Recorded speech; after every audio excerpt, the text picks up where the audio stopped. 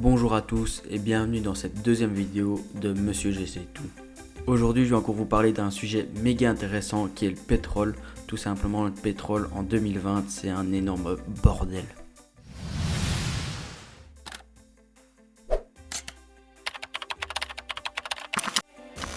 Dans cette vidéo je vais vous parler de trois choses à propos du pétrole.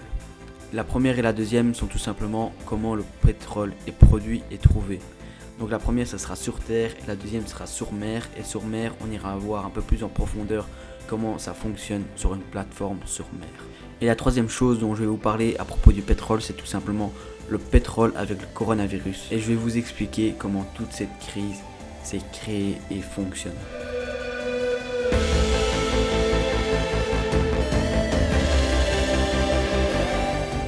Donc voilà, on commence tout de suite avec la production terrestre.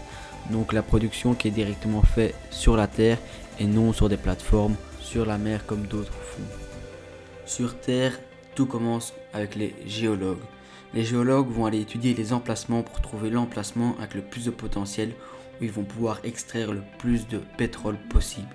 Quand ils ont trouvé l'emplacement parfait, ils vont aller forer une première fois comme un forage test. Quand le test est un succès, on va pouvoir forer le puits définitif. Pour forer un puits, on va injecter de la boue par la tige de forage qui va remonter après autour de la tige de forage et va emmener avec elle tous les débris qui ont été détruits avec la foreuse. Il y a deux façons de forer un puits. La première, c'est tout simplement de forer à la verticale, donc ça va juste aller tout droit au fond. Et puis un forage dirigé qui est très utile pour éviter des obstacles comme des maisons. Une fois le forage terminé, on peut commencer la récupération primaire. La récupération primaire est possible lorsque le puits est éruptif. Comme le nom le dit lui-même, éruptif comme un volcan, ça veut dire que le pétrole remonte seul. Et on estime que cette récupération permet de remonter 5 à 40% du pétrole. Quand le pétrole ne remonte plus seul, on va installer une pompe dans le puits, et au-dessus de cette pompe-là, on va y installer un chevalet de pompage, aussi appelé une tête de cheval grâce à la forme de la partie supérieure qui ressemble à une tête de cheval. Après avoir installé la pompe, on va injecter de l'eau et du gaz dans le puits pour que le pétrole remonte plus facilement.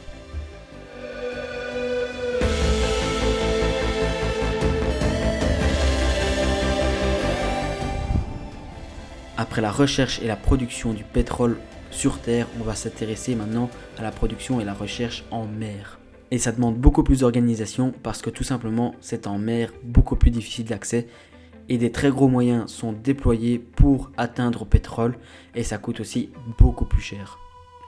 Comme sur terre, il faut trouver l'emplacement avec le plus de potentiel où on pourra y retirer le plus de pétrole pour avoir un plus gros bénéfice. Et ce sont de nouveau des géologues qui vont s'occuper de ça, et cette fois-ci ils vont utiliser des navires sismiques.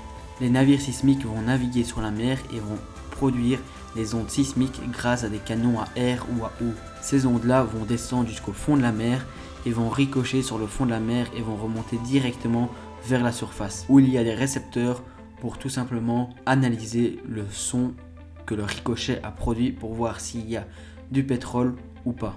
Cette technique-là est aussi utilisée sur terre avec des camions sismiques. La différence entre la terre et la mer, c'est que sur terre, il y a plusieurs techniques, tandis que sur la mer, il n'y a que cette technique-là qui est efficace et qu'on peut utiliser.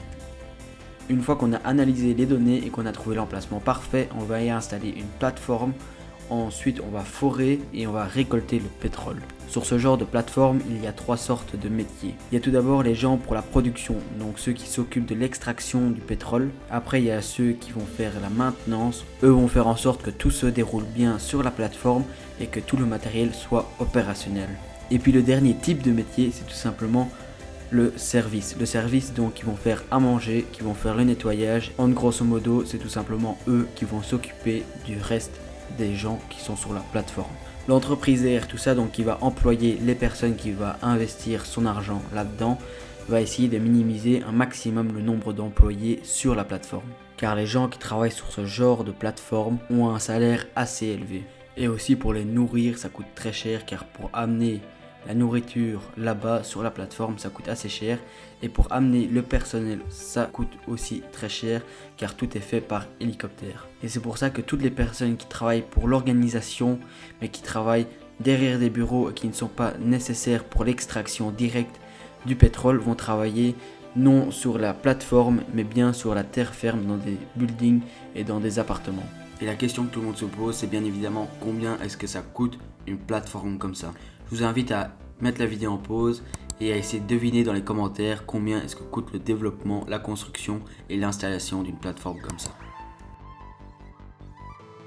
Voilà, le développement, la construction et l'installation d'une plateforme comme ça va coûter entre 460 et 900 millions d'euros. En 2010, il y a eu une énorme catastrophe dans le domaine du pétrole sur mer. La plateforme BP Deepwater Horizon a explosé en 2010, environ 5 millions de barils ont fini dans le golfe du Mexique et 11 personnes ont été tuées. L'entreprise a dû payer plus de 65 milliards d'euros pour nettoyer l'océan et des indemnisations liées à l'incident, ce qui est l'équivalent de 2 à 3 ans de leurs bénéfices.